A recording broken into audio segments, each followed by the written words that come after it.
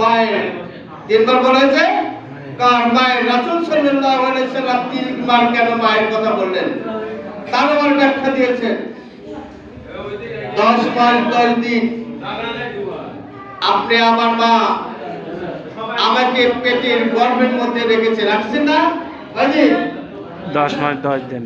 10 মাস 10 দিন। তারপরে মা কি করেছেন, যখন আমি ছোট ছিলাম 2টা বছর আমাকে তার দুধ পান করিয়েছেন, বলেন নাই? 2টা বছর আমি শিশু ছিলাম, আমার মায়ের কোলে আমি কি করেছি, প্রসাব করে দিয়েছি। শীতের মধ্যে মায়ের গাত হয়েছে, আবার কাপড়টা বিছাই দিয়েছে, যে পাশে মায়ের কাপড় শুকনা ছিল সেই কাপড়টা বিছাই দিয়েছে যাতে আমার ঠান্ডা না লাগে, তাই নাই মা? এই যে মা এত কষ্ট করেছে আমার জন্য, যার জন্য তো মায়ের মর্যাদা বেশি, যার জন্য মায়ের মর্যাদা বেশি, সেই মা এখনো যাদের জীবিত আছে।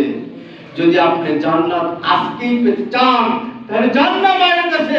মা যা ভুল করেছে জীবনে আপনি মায়ের ধরুন মাপ চান, দেখেন আপনার মা সঙ্গে সঙ্গে আপনাকে মাফ করে দিবেন।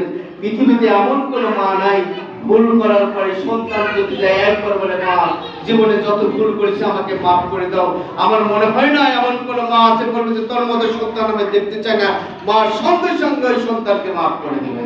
তাহলে ঠিক আছে না?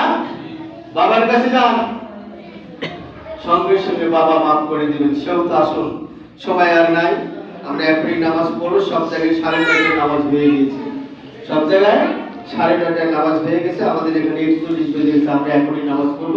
আমার মনে হয় সবাই চলে আসছে পড়ার, তাই না? চলে আসছে, আমরা এখনই নামাজ পড়ব। কিন্তু নামাজের কিছু নিয়ম আছে। নামাজের নিয়মটা কি জানেন? বলবো নাকি? বলেন। নামাজের নিয়ম হলো নিয়ত করব, নয়তো